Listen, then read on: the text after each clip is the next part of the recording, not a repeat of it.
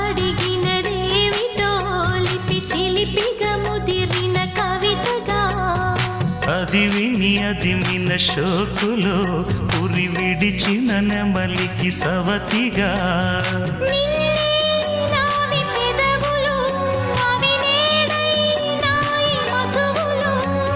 రెండు నాయి తనువులు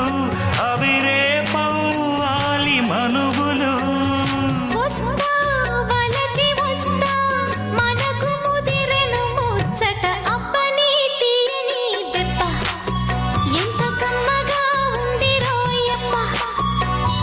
అమ్మ నేనున్న నీ బుగ్గ